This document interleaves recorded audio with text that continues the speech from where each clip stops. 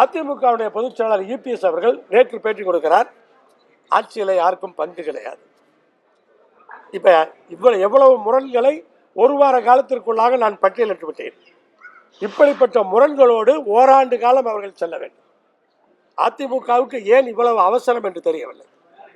இவ்வளவு அவசரப்பட்டு கூட்டணி அமைக்க வேண்டிய அவசியம் கிடையாது. தேர்தலுக்கு ஓராண்டு காலம் இருக்கு.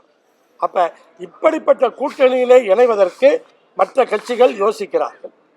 பாட்டாளி மக்கள் கட்சியை பற்றி உங்களுக்கு தெரியும். பாட்டாளி மக்கள் கட்சியிலே இன்றைக்கு டாக்டர்